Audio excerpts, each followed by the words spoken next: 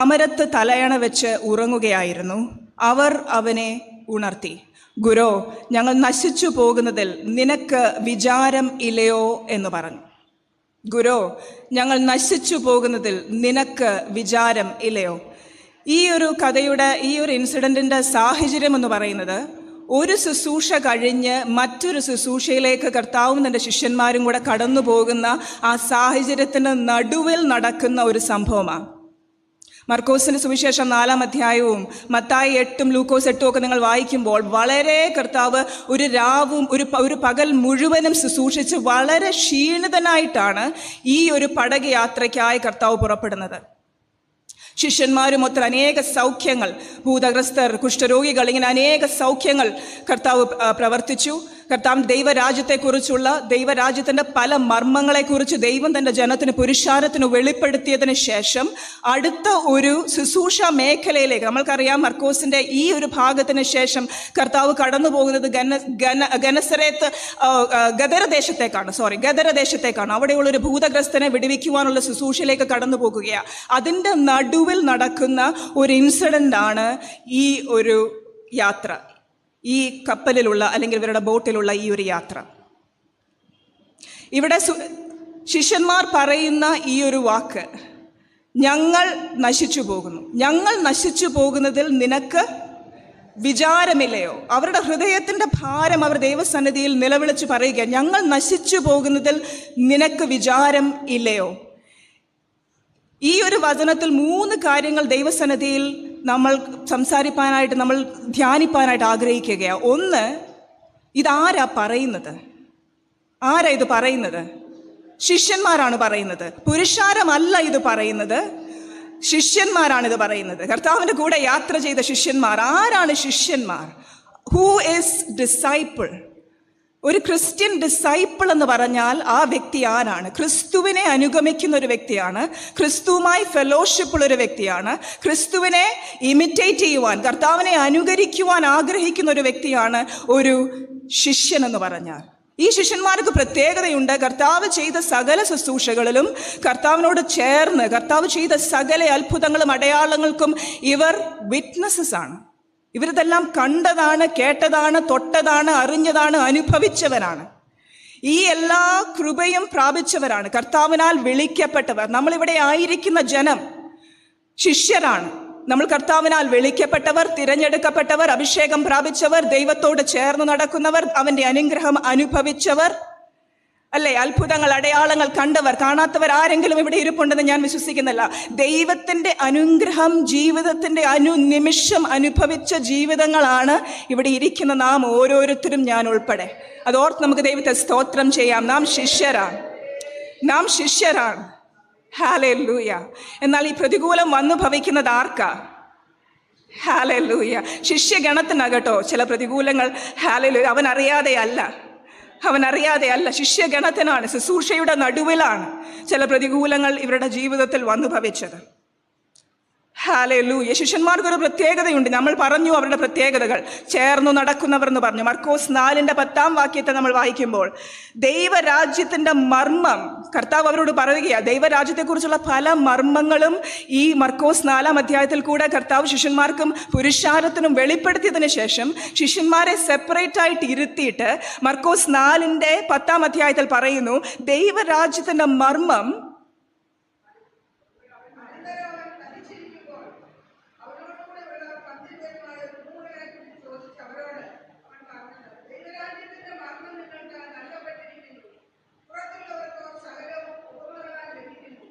മതി. ഹല്ലേലൂയ. ദൈവരാജ്യത്തിൻ്റെ മർമ്മം നിങ്ങൾക്ക് ലഭിച്ചിരിക്കുന്നു, പുറത്തുള്ളവർക്ക് ഉപമകൾ. ഹല്ലേലൂയ. അപ്പൊ ഇവർ എവിടെ താമസിക്കുകയാ? ഇവരെ എവിടെയുള്ളവരാണ് ശിഷ്യർ?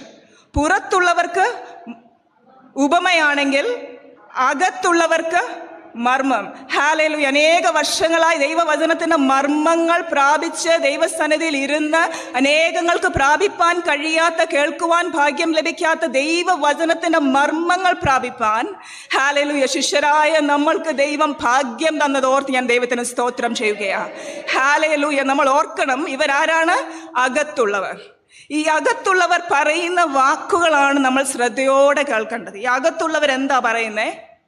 ഞങ്ങൾ നശിച്ചു പോകുന്നു, ഞങ്ങൾ നശിച്ചു പോകുന്നു. പക്ഷെ ഇതിന്റെ ആരംഭത്തിൽ മർക്കോസ് നമ്മൾ വായിച്ച ഭാഗത്തിന്റെ 4-ാം അധ്യായം അതിന്റെ 35-ാം വാക്യത്തിൽ ഇങ്ങനെ പറയുന്നത്. ഹല്ലേലൂയ. ആരംഭിക്കുന്നത് എങ്ങനാ?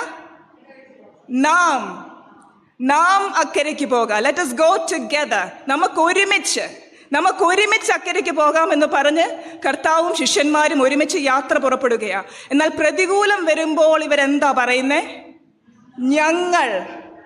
ഞങ്ങൾ നശിച്ചു പോകുന്നു, നിനക്ക് വിചാരമില്ലയോ? അവിടെ ഇപ്പൊ 2 കൂട്ടമായി ഇവർ മാറുകയാ. അന്നുവരെ കർത്താവിനോട് ചേർന്നു നടന്നവർ, കർത്താവ് മതി എന്ന് പറഞ്ഞവർ, കർത്താവിനെ മാത്രം സ്നേഹിച്ചവർ, ആരാധിച്ച് കൂടെ നടക്കുന്നവൻ, അവന്റെ അത്ഭുതങ്ങൾ കണ്ടവൻ, അപ്പം തിന്നവർ. ഹല്ലേലൂയ. പ്രതികൂലം വന്നപ്പോൾ ഇവർ 2 കൂട്ടമായി മാറുകയാ. ഞങ്ങൾ നശിച്ചു പോകുന്നതിൽ നിനക്ക് വിരോധമില്ലയോ? നമ്മുടെ ജീവിതത്തിൽ നമുക്ക് ഒരു നിമിഷം ഒന്ന് ചിന്തിക്കാം. പ്രതികൂലത്തിന്റെ മധ്യത്തിൽ നാം എങ്ങനെ കർത്താവിനോട് നാം സംസാരിക്കുന്നത്? നമ്മുടെ പ്രശ്നങ്ങൾ വരുമ്പോൾ നമ്മൾ എങ്ങനെ ദൈവത്തോട് ഇടപെടുന്നത്? നമ്മുടെ പ്രതികൂലങ്ങളെ കാണുമ്പോൾ നമ്മൾ ദൈവത്തോട് എങ്ങനെ പ്രാർത്ഥനയിൽ പോലും നമ്മൾ സംസാരിക്കുന്നത്? കർത്താവേ, ഞങ്ങൾ നശിച്ചു പോകുന്നു, നിനക്ക് വിചാരമില്ലയോ? കർത്താവിനെ ആ പ്രോബ്ലത്തിന്റെ നടുവിലേക്ക് കൊണ്ടുവരുവാൻ കഴിയാതെ കർത്താവിനെ മാറ്റി നിർത്തി കർത്താവിനെ വേറൊരു പേഴ്സണായിട്ട് കർത്താവുമായി ഫെലോഷിപ്പിൽ പോയിക്കൊണ്ടിരുന്ന ജീവിതങ്ങൾ പറയുകയാണ്, ഞങ്ങൾ നശിച്ചു പോകുന്നു, നിനക്ക് വിചാരമില്ലയോ? എന്താണ് ഈ ശിഷ്യന്മാർക്ക് സംഭവിച്ചത്? ഒരു പ്രതികൂലം വരുമ്പോഴാണ് ഒരു സാക്ഷാൽ വിശ്വാസിയുടെ കറക്റ്റ് സ്വഭാവം പുറത്തു വരുന്നത്. An adversity will reveal the true identity of a disciple. ഒരു പ്രതികൂലമാണ് നാം ഓരോരുത്തരും ശരിക്കും കർത്താവിനെ പിൻപറ്റുന്ന ജീവിതങ്ങളാണോ, കർത്താവുമായിട്ടുള്ള നമ്മുടെ റിലേഷൻഷിപ്പ് എന്താണെന്ന് ഒരു പ്രതികൂലത്തിന്റെ നടുവിലാണ് വെളിപ്പെട്ടു വരുന്നത്. അതിനായിട്ട് അത് വെളിപ്പെടുത്തി പുറത്തു കൊണ്ടുവരുവാൻ ദൈവം ചില പ്രതികൂലങ്ങൾ നമ്മുടെ ദൈവം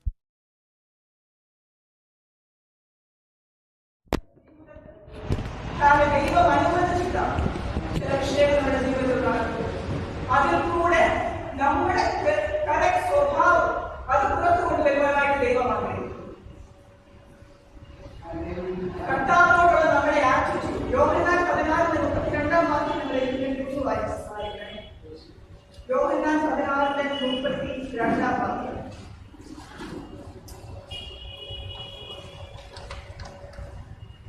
നിങ്ങൾ ഓരോരുത്തർ അന്നാന്റെ സ്വന്തത്തിലേക്ക് ചിതറിപ്പോവുകയും എന്റെ ഏകനായി വിടുകയും ചെയ്യുന്ന നാഴിക വരുന്നു, വന്നുമിരിക്കുന്നു, പിതാവിനോടുകൂടെ ഉള്ളതുകൊണ്ട് ഞാൻ ഏകനല്ല. നിങ്ങൾ എല്ലാവരും താന്താന്റെ വഴിയിലേക്ക് പോകും, എന്നെ നിങ്ങൾ ഏകനായിരുന്ന ഒരു നാഴിക വരുന്നു. ശിഷ്യന്മാർ പലപ്പോഴും ഈ ഒരു സ്വഭാവം അവരുടെ ഉള്ളിലുള്ള കർത്താവിനെ ഒറ്റപ്പെടുത്തുന്ന, കർത്താവിനെ മാറ്റി നിർത്തുന്ന, പ്രതികൂലത്തിന്റെ നടുവിൽ ചിതറിപ്പോകുന്ന, കർത്താവിനെ തള്ളി പറയുന്ന ഒരു സ്വഭാവം ശിഷ്യഗണം കാണിച്ചു. ശിഷ്യഗണം ഇന്ന് പകൽക്കാലം നമുക്ക് നമ്മളെ തന്നെ ഒന്ന് ഇവാലുവേറ്റ് ചെയ്യാം. നമ്മൾ പ്രതികൂലത്തിന്റെ മധ്യത്തിൽ കർത്താവിനെ എങ്ങനെയാണ്, നമ്മൾ അവരോടുള്ള നമ്മുടെ ആറ്റിറ്റ്യൂഡ് എന്താണ്? നമ്മൾ അവരെ സ്നേഹിക്കുകയാണോ, അവരെ തള്ളി പറയുകയാണോ? നമ്മൾ അവരെ കുറ്റപ്പെടുത്തുകയാണോ, അവരോട് ചേർന്ന് നിൽക്കുകയാണോ? പ്രതികൂലത്തിൽ അവൻ മാത്രമാണ് നമ്മുടെ ആശ്രയം എന്ന് പറഞ്ഞ് നമ്മൾ അവന്റെ ഭാഗത്തേക്ക് ചാരുകയാണോ? പ്രതികൂലം അവൻ നിമിത്തമെന്ന് പറഞ്ഞ് നമ്മൾ അവനിൽ നിന്ന് മാറിപ്പോകുകയാണോ? ഇന്ന് പകൽക്കാലം അതാണ് ശരിയായ ഒരു ശിഷ്യത്വത്തിന്റെ സ്വഭാവത്തെ കാണിക്കുന്നത്. And adversity will reveal your identity. അതുകൊണ്ട് ഒരു ചോദ്യം ഞാൻ നിങ്ങളോട് ചോദിക്കുകയാണ്. Are you a disciple? നിങ്ങളൊരു ഡിവോട്ടിയാണോ, ഒരു ഡിസൈപ്പിൾ ആണോ? നാം ഒരു ഭക്തരാണോ, നാം ശിഷ്യരാണോ? ഇന്ന് പകൽക്കാലം ഭക്തരെന്ന അനുഭവത്തിൽ നിന്ന് ശിഷ്യത്വത്തിന്റെ അനുഭവത്തിലേക്ക് മാറുവാൻ അതിന് കൃപയോടെ സാധ്യമല്ല. അതിന് കൃപയോടെ ചേർന്ന് നിൽക്കുവാൻ, പ്രതികൂലത്തിൽ അവന്റെ മാർവോട് ചേർന്ന് നിൽക്കുവാൻ, നീയല്ലാതെ എനിക്ക് മറ്റൊരു ദൈവമില്ലെന്ന് പറയുവാൻ, ഈ കഷ്ടത നീ അറിഞ്ഞിട്ടാണ് എന്റെ ജീവിതത്തിൽ ഈ പ്രതികൂലം വന്നത്, അതിൽ കൂടെ നീ എന്നെ പുറത്തു കൊണ്ടുവരും. ഹല്ലേലൂയ. നാം അക്കരയ്ക്ക് പോക എന്ന് പറഞ്ഞവൻ എന്നെ അക്കരെ എത്തിക്ക തന്നെ ചെയ്യുമെന്നുള്ള വിശ്വാസം.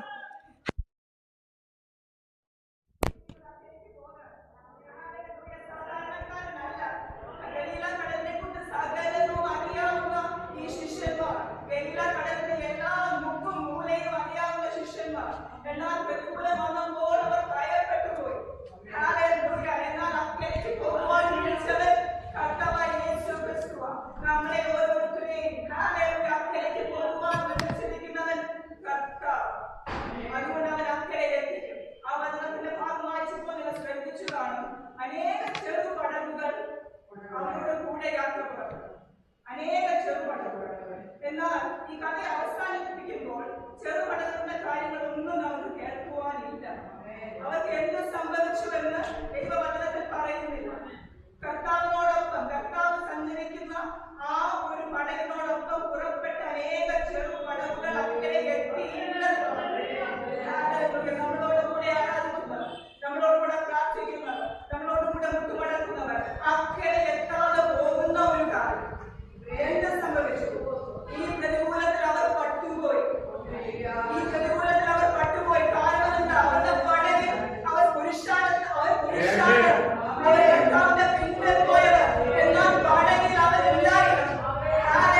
പടകിൽ ലക്ഷ്യമുള്ള ഓരോ ദൈവ പൈതലും അക്കരെ എത്തുക.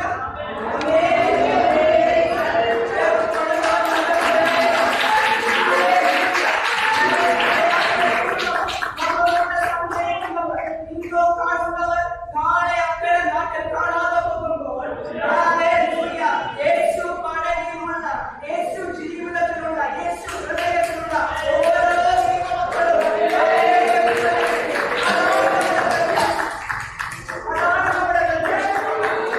അതുകൊണ്ട് നമ്മളെ തന്നെ വിലയിരുത്താം. നാം ഭക്തരാണോ അതോ നാം ശിഷ്യരാണോ? ശിഷ്യരാകുവാനുള്ള കഴിവിലേക്ക് കൊടുക്കാം. ശിഷ്യരാകുവാനുള്ള കഴിവിലെ കഷ്ടതയുണ്ട്. കഷ്ടതയോ പട്ടിണിയോ ആപത്തോ വാളോ നഗ്നതയോ ഈ ലോകത്തിലുള്ളതോ വരുവാനുള്ള ലോകത്തിലുള്ളതോ ഒന്നിനും എന്റെ ദൈവത്തിന്റെ സ്നേഹത്തിൽ നിന്ന് എന്നെ അകറ്റുവാൻ സാധ്യമല്ല. അങ്ങനെ കഴിയുമോ? പ്രതികൂലത്തിന് നടുവിലായിരിക്കുന്ന അനേക ജീവിതത്തിന്റെ മധ്യത്തിലുണ്ട്. അപ്രകാരം പറഞ്ഞതുകൊണ്ടാണ് അവർ ഇന്നും നിലനിൽക്കുന്നത്.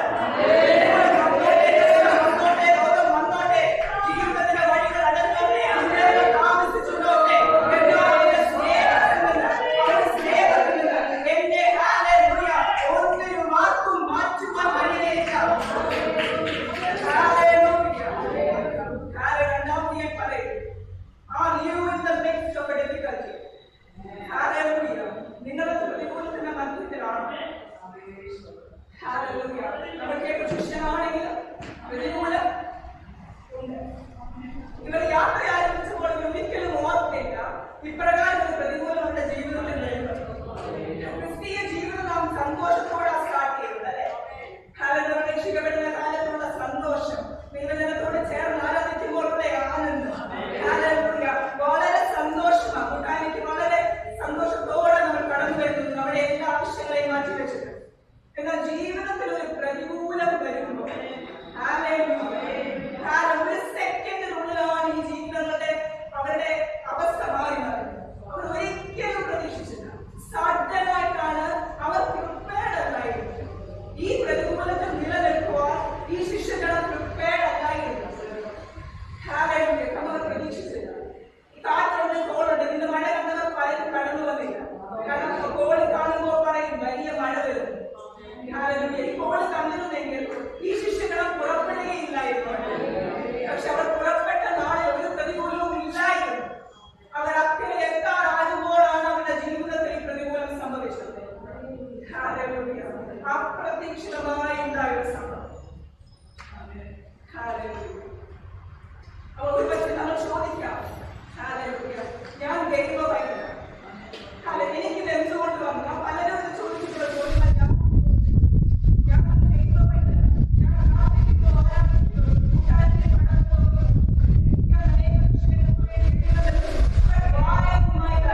എന്റെ ജീവിതത്തിൽ പ്രതികൂലം എന്തുകൊണ്ട്? എന്റെ ജീവിതം ചോദിച്ചിട്ടില്ലേ നിങ്ങൾ പലരും? നിങ്ങൾ ചോദിച്ചിട്ടില്ലേ ഈ ക്വസ്റ്റ്യൻ? എന്റെ ജീവിതത്തിൽ വായിലോ എന്തുകൊണ്ട് എനിക്ക് ഈ പ്രതികൂലം കടന്നു വന്നു? അവർ ചോദിച്ച ചോദ്യമാണ്, ഞങ്ങൾ നശിച്ചു പോയോ? നശിച്ചു പോകുമോ? കർത്താവിലേക്ക് പോകും.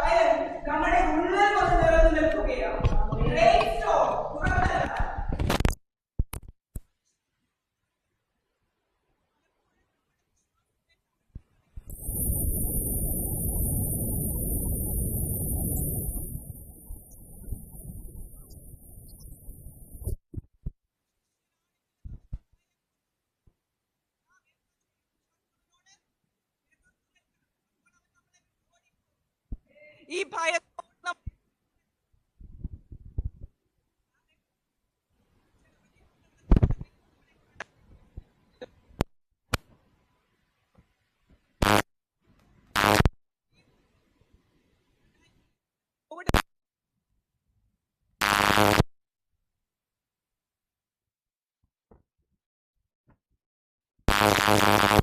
ഞാനൊരു പേഷ്യന്റിനെ നോക്കി. ഒരു ICUവിലായിരുന്നു. 40 വയസ്സുള്ള ഒരു സ്ത്രീ. അവർക്ക് അവരുടെ ലങ്സ് മുഴുവൻ ന്യൂമോണിയ ബാധിച്ച് അനേക ആന്റിബയോട്ടിക്കുകൾ, ട്രീറ്റ്മെന്റുകൾ മാറി മാറി കൊടുത്തിട്ടും അവരുടെ രോഗത്തിന് ഒരു ഭേദവും വന്നില്ല. ഞാനും എൻ്റെ ഒരു കൂട്ടുകാരിയും കൂടാണ് ഈ വ്യക്തിയെ ശുശ്രൂഷിച്ചത്. അവർ വെന്റിലേറ്ററിൽ ആയി അനേക ദിവസങ്ങൾ, ഒരാഴ്ചയോളം അവർ ഹോസ്പിറ്റലിൽ അത്യാഹിത വിഭാഗത്തിൽ കിടന്നു. അവർ മരിച്ചുപോയി. അവരെ ശുശ്രൂഷിച്ചതിന് ശേഷം എനിക്കും എൻ്റെ കൂട്ടുകാരിക്കും ഒരു പനി വന്നു. ഈ പനി എന്താണെന്ന്, കാരണം അന്ന് ഒഫീഷ്യലായിട്ട് ഡിക്ലെയർ ചെയ്തിട്ടില്ല കോവിഡ് എന്ന രോഗത്തെക്കുറിച്ച്. ഞാൻ ഭാരപ്പെട്ടു. സുഹൃത്തുക്കളോ നോക്കുവാനോ ആരുമില്ലാതെ എൻ്റെ ഹോസ്റ്റൽ മുറിക്കുള്ളിൽ അടഞ്ഞ വാതിലിനുള്ളിൽ 10 ദിവസം ശക്തമായ പനി, എഴുന്നേൽക്കുവാൻ പോലും കഴിയാതെ വളരെ ഭാരപ്പെട്ടു. 10ാം ദിവസം അതിശക്തമായ ശ്വാസമുട്ടലോടുകൂടെ ഞാൻ എഴുന്നേറ്റു. ഇതെന്താണെന്ന് അറിയില്ല. ശക്തമായ ശ്വാസമുട്ടൽ. എഴുന്നേറ്റ് ഞാനിങ്ങനെ നിൽക്കുകയാ. ഒരു തുള്ളി വെള്ളം കുടിക്കാനുള്ള ആരോഗ്യം പോലുമില്ല. എടുത്തു തരുവാനും ആരുമില്ല. ഞാൻ ദൈവത്തോട് പറഞ്ഞു, കർത്താവേ, എന്നെ വിളിച്ച ഒരു ദൈവമുണ്ട്. ഈ ദേശത്ത് നീ എന്നെ അനാഥയായി വിടുന്ന ദൈവമല്ല. ഞാൻ വഴിയിൽ പട്ടുപോകുവാനല്ല നീ എന്നെ ഇവിടെ കൊണ്ടുവന്നത്. അങ്ങയുടെ നാമമഹത്വത്തിനായി നിൽക്കുവാനാ നീ ഇവിടെ കൊണ്ടുവന്നത്. ഈ രോഗം എന്തെന്ന് എനിക്കറിയില്ല, എന്നാൽ ഇതെന്നെ വളരെ ഭാരപ്പെടുത്തുന്നു. നീ എന്നെ സൗഖ്യമാക്കിയേ മതിയാകും. അന്ന് ദൈവമക്കളെ, നിങ്ങൾ വിശ്വസിക്കുമോ ഇല്ലയോ എന്ന് എനിക്കറിയില്ല, ആ നിമിഷം ആ ശ്വാസമുട്ടൽ എന്നെ വിട്ടുപോയി. പൂർണ്ണ ബലത്തോടെ, പൂർണ്ണ ആരോഗ്യത്തോടെ എൻ്റെ ജോലിയിലേക്ക് മടങ്ങി പ്രവേശിപ്പാൻ ദൈവം എനിക്ക് കൃപ തന്നു. എന്നാൽ എന്തിനാണ് ഈ പ്രതികൂലം എൻ്റെ ജീവിതത്തിൽ വന്നതെന്ന് അന്ന് എനിക്ക് മനസ്സിലായില്ല കേട്ടോ. ഇതിനുശേഷം ഞാൻ ജോലിയിൽ പ്രവേശിച്ചപ്പോൾ അടുത്ത കോവിഡ് ഒഫീഷ്യലായി പ്രഖ്യാപിക്കപ്പെട്ടു. കോവിഡ് എന്നൊരു രോഗമുണ്ട്. അതിൻ്റെ ഫസ്റ്റ് വേവാണ്. ലോകമെമ്പാടും അനേകങ്ങൾ മരിച്ചുകൊണ്ടിരിക്കുന്നു. എനിക്ക് ആ സമയത്ത് എനിക്ക് കിട്ടിയ ജോലി 9 മാസക്കാലം ഒരു കോവിഡ് വാർഡിൽ വർക്ക് ചെയ്യാനായിട്ട്. കോവിഡ് പേഷ്യൻസിനെ നോക്കുവാൻ 9 മാസം, 12 മണിക്കൂർ നീണ്ട ഷിഫ്റ്റ്, ഒരു ബ്രേക്ക് പോലും എടുക്കുവാൻ കഴിയാതെ, ഒരു വെള്ളം കുടിക്കുവാൻ പുറത്തുപോലും പോകുവാൻ കഴിയാത്ത അവസ്ഥ. വളരെ തുച്ഛമായ പ്രൊട്ടക്റ്റീവ് എക്വിപ്മെന്റ്സ് മാത്രമേ ഉള്ളൂ. ICUവിൽ വർക്ക് ചെയ്യുന്നവർക്ക് മാത്രമേ ഉള്ളൂ ഫുൾ കവറിങ്. വാർഡിൽ വർക്ക് ചെയ്യുന്നവർക്ക് ഒരു സർജിക്കൽ മാസ്ക്, ദേഹത്തിടുന്ന ഒരു ഏപ്രൺ, അതല്ലാതെ വേറൊന്നുമില്ല. ഇങ്ങനെ 9 മാസക്കാലം അനേക രോഗികൾ കടന്നു വരും. ഭൂരിഭാഗവും വൈകുന്നേരമാകുമ്പോൾ മരിക്കും. കടന്നു വരുന്നവർ പലരെയും ICUവിലേക്ക്, ആരെയും കാണുവാൻ കഴിയാതെ, അവർക്ക് അവരുടെ കുടുംബങ്ങളെ കാണാൻ കഴിയാതെ ഭാരത്തോടെ, അതിലനേക സഹോദരിമാർ, മലയാളി നഴ്സുമാർ കെട്ടിപ്പിടിച്ച് കരയുകയാ, ഡോക്ടറെ ഞങ്ങൾ എന്ത് ചെയ്യും, ഞങ്ങൾക്ക് കൊച്ചു കുഞ്ഞുങ്ങളാ, ഞങ്ങൾ ജീവിക്കുമോ ഇല്ലയോ എന്ന്. അവർ ജീവിക്കുമോ ഇല്ലയോ എന്ന് പറയുവാൻ എനിക്കറിയില്ല. എന്നാൽ യേശുവിൻ്റെ സ്നേഹം അവരിലേക്ക് പകർന്നു കൊടുക്കുവാൻ, അവർക്കൊരു താങ്ങായി, അവർക്കൊരു തണലായി, അവരോട് കരുണ കാണിക്കുവാൻ, അവരോട് കൃപ കാണിക്കുവാൻ, അവരെ ശുശ്രൂഷിക്കുവാൻ 9 മാസക്കാലം ദൈവം എനിക്ക് ഭാഗ്യം തന്നു. ഹല്ലേലൂയ. ചില പ്രതികൂലങ്ങളിൽ കൂടെ ദൈവം നമ്മളെ കടത്തിവിടുന്നത് അതേ അവസ്ഥയിൽ കൂടെ കടന്നു പോകുന്ന അനേകങ്ങൾക്ക് ഒരു ആശ്വാസമായി തീരുവാനാണ്, വെറുതെയല്ല. ഹല്ലേലൂയ. ദൈവത്തിന്റെ വചനം പറയുന്നു, അവൻ ഹല്ലേലൂയ, ഹല്ലേലൂയ, അവൻ നമ്മളെ ചെത്തി വെടിപ്പാക്കും. ഫലമില്ലാത്തതിനെ വെട്ടിക്കളയും, ഫലം കായ്ക്കുന്നതിനെ, അധികം ഫലം കായ്ക്കേണ്ടതിനെ ചെത്തും. ഹല്ലേലൂയ. ഫലമുള്ളതിനെയാ ദൈവമക്കളെ ചെത്തുന്നത്. ഹല്ലേലൂയ. വെട്ടിക്കളഞ്ഞാലും നോവും, ചെത്തിയാലും നോവും. രണ്ടിനും തയ്യാറായിട്ടിരുന്നോണം. ഹല്ലേലൂയ. നമ്മുടെ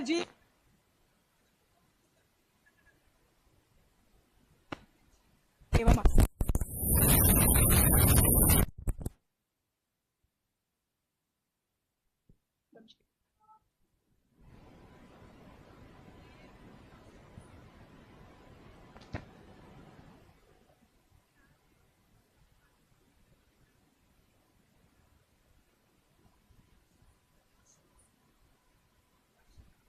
ആശ്വസിപ്പിപ്പാൻ ശക്തരാകേണ്ടതിന്.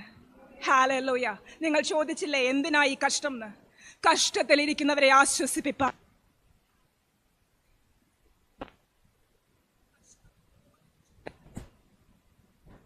അനുഗ്രഹങ്ങൾ നമ്മുടെ ജീവിതത്തിൽ ലേറ്റ് ആക്കും, കഷ്ടത്തിലായിരിക്കുന്നവരെ ശക്തീകരിക്കുവാൻ. അതിനായിട്ടാണ് ദൈവം നമ്മളെ കടത്തിവിടുന്നത്. ദൈവത്തിന്റെ വചനം പറയുന്നു, റോമർ 5:3 പറയുന്നു, കഷ്ടത സഹിഷ്ണുതയെയും, സഹിഷ്ണുത സിദ്ധതയെയും, സിദ്ധത പ്രത്യാശയും ഉളവാക്കുന്നു. അതുകൊണ്ട് കഷ്ടത്തിൽ പ്രശംസിക്കണം. ഹല്ലേലൂയ. നമുക്ക് കഷ്ടത്തിൽ പ്രശംസിപ്പാൻ കഴിയുമോ? ഹല്ലേലൂയ. യാക്കോബ് എഴുതിയ ലേഖനം 1-3 പറഞ്ഞു, വിശ്വാസത്തിന്റെ പരിശോധന സ്ഥിരത ഉളവാക്കുന്നു. അതുകൊണ്ട് കഷ്ടത്തിൽ ഞാൻ സന്തോഷിക്കുന്നു. ഹല്ലേലൂയ. നമ്മുടെ ജീവിതത്തിൽ വരുന്ന കഷ്ടങ്ങളിൽ നമുക്ക് സന്തോഷിപ്പാൻ കഴിയുമോ? ഹല്ലേലൂയ. നന്ദി നിറഞ്ഞ ഹൃദയത്തോടെ നമുക്ക് ദൈവത്തിന് സ്തോത്രം ചെയ്യാം. നന്ദി നിറഞ്ഞ ഹൃദയത്തോടെ നമുക്ക് ദൈവത്തിന് സ്തോത്രം ചെയ്യാം. ഹല്ലേലൂയ.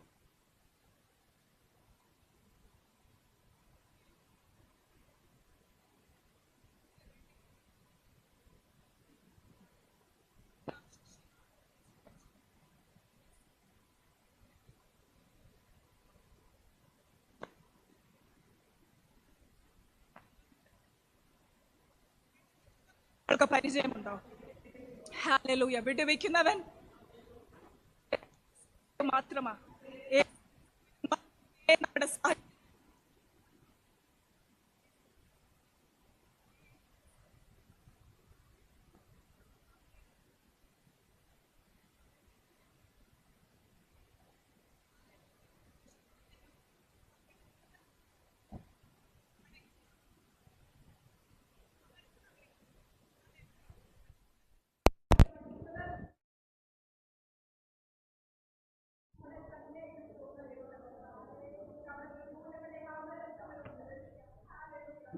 നമ്മുടെ പ്രതികൂലങ്ങളെ അമർത്തവൻ കിടക്കുകയാണ്.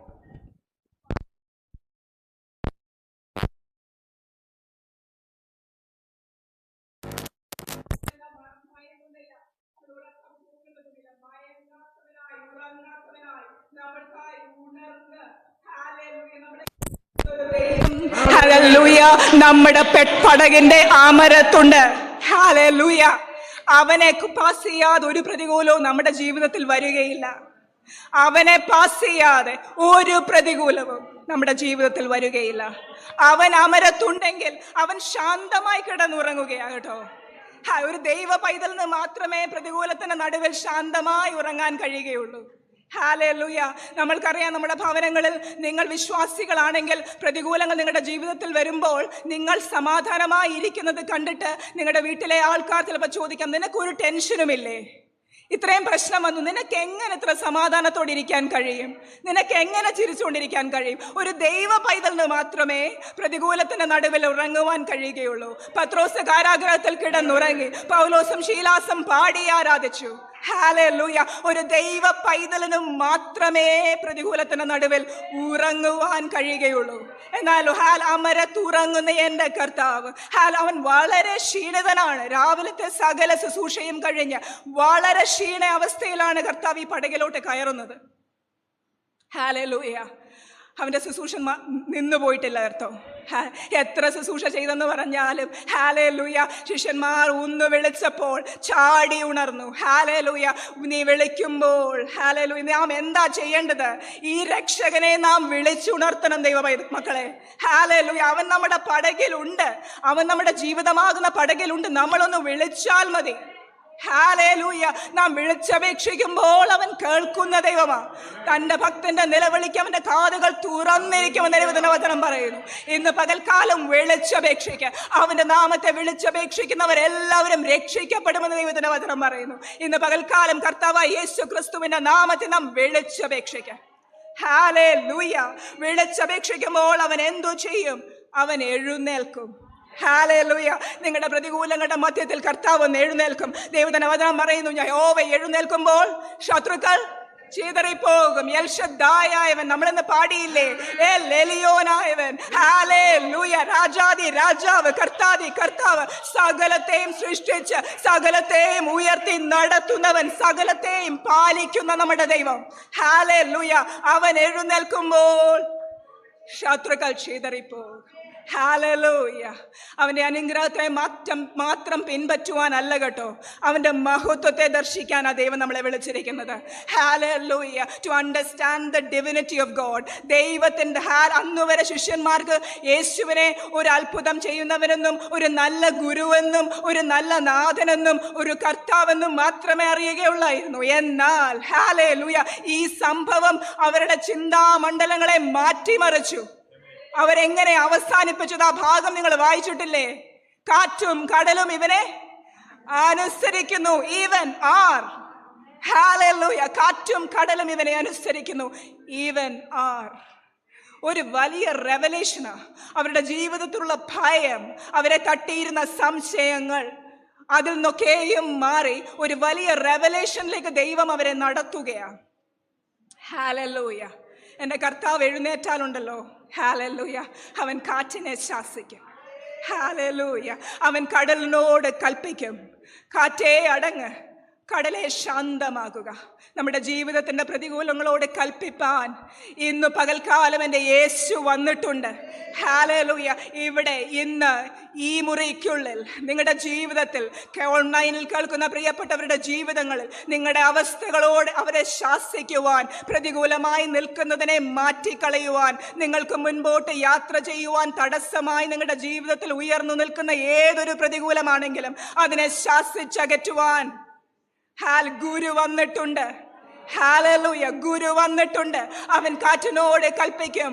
ഹല്ലേലൂയ. അവൻ കടലിനോട് കൽപ്പിക്കും. നിങ്ങളുടെ രോഗമാണോ, അവൻ ഇന്ന് പകൽക്കാലം അതിനോട് കൽപ്പിക്കുന്ന ദൈവമാ. നിങ്ങളുടെ പ്രതികൂലം എന്തായിരുന്നാലും ഇന്ന് പകൽക്കാലം അവൻ അതിനോട് കൽപ്പിക്കുന്ന ദൈവമാ. ഹല്ലേലൂയ. അവൻ കൽപ്പിച്ചാൽ അനുസരിപ്പാതിരിക്കാൻ ആർക്കും കഴിയത്തില്ല കേട്ടോ. ഹല്ലേലൂയ. അവൻ കൽപ്പിച്ചാൽ, അവൻ ഒരു വാക്കു പറഞ്ഞാൽ സാഹചര്യങ്ങളെ മാറി മറിയാതെ ഇരിക്കയില്ല. Because that is his word. സകലത്തെയും സൃഷ്ടിച്ച് സകലത്തെയും പരിപാലിക്കുന്ന എൻ്റെ ദൈവം ഒരു വാക്കു. രോഗങ്ങളുടെയും സിംറ്റമാണ് പുറത്ത് കാണുന്നത്. സിംറ്റം മാത്രം ട്രീറ്റ് ചെയ്ത് വിട്ടാൽ രോഗം ഉള്ളിൽ കിടക്കും, അത് വീണ്ടും പൊങ്ങി വരും. എൻ്റെ കർത്താവിൻ്റെ സ്വഭാവം പ്രതികൂലങ്ങളെ, നിങ്ങളുടെ മുൻപിലുള്ള പ്രശ്നത്തെ മാത്രം സോൾവ് ചെയ്ത് നമ്മെ ഭവനത്തിലേക്ക് അയക്കുക എന്നുള്ളതല്ല. അതവൻ പുരുഷാരത്തിന് വേണ്ടി ചെയ്യും. എന്നാൽ നാം ആരാ? ശിഷ്യരാ. നാം ശിഷ്യരാണെങ്കിൽ നമ്മുടെ ജീവിതത്തിൽ ഒരു കംപ്ലീറ്റ് ഡെലിവറൻസ്, ഒരു പൂർണ്ണ വ്യത്യാസം നമ്മുടെ ക്യാരക്ടറിന്, നമ്മുടെ ആറ്റിറ്റ്യൂഡിന്, നമ്മൾ കർത്താവിനെ പിൻപറ്റുന്ന രീതിക്ക് എല്ലാം ഒരു കംപ്ലീറ്റ് ഡെലിവറൻസ് നമ്മുടെ ജീവിതത്തിൽ തരുവാനാണ് ദൈവം ആഗ്രഹിക്കുന്നത്. He will identify the root cause of your problem. നമ്മുടെ ജീവിതത്തിന്റെ പ്രതികൂലത്തിന്റെ റൂട്ട് കോസ് എന്താണെന്ന് ദൈവം കണ്ടുപിടിക്കും. ഇവിടെയും കർത്താവ് കണ്ടുപിടിച്ചു കേട്ടോ. എന്തായിരുന്നു അവരുടെ റൂട്ട് കോസ്? മർക്കോസ് 4:40 ആരെങ്കിലും ഒന്ന് വായിച്ചാട്ടെ.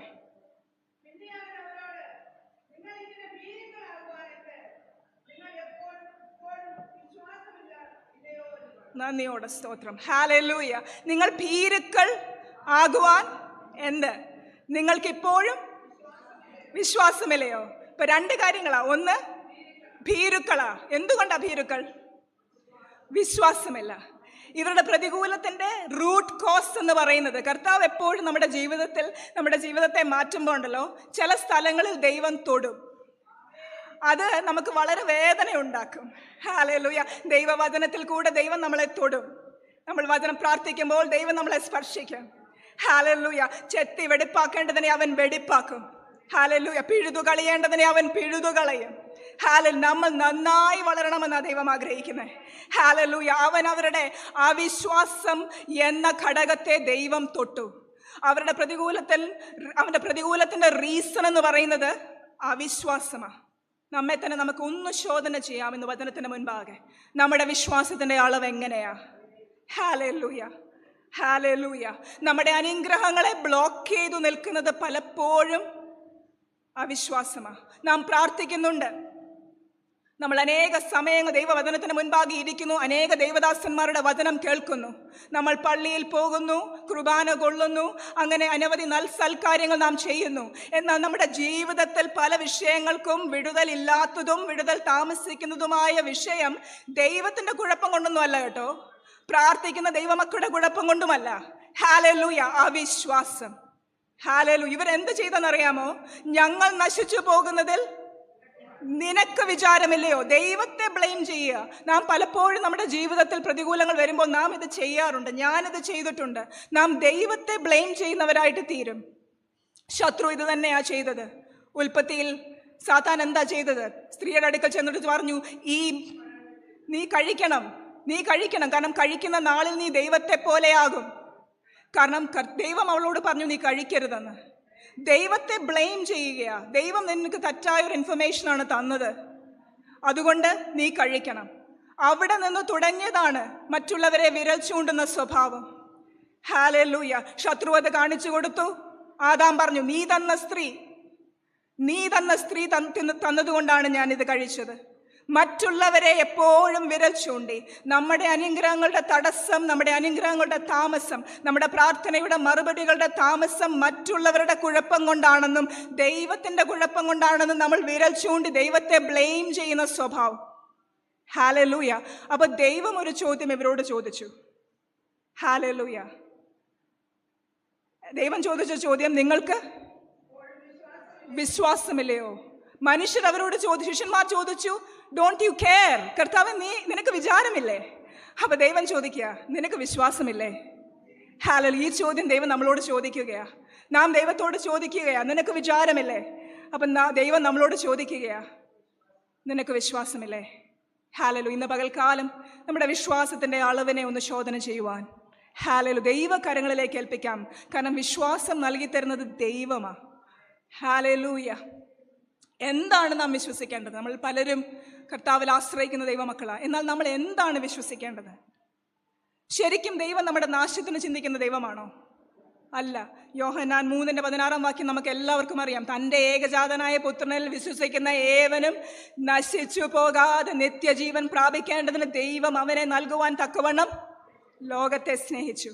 ഹല്ലേലൂയ. ദൈവം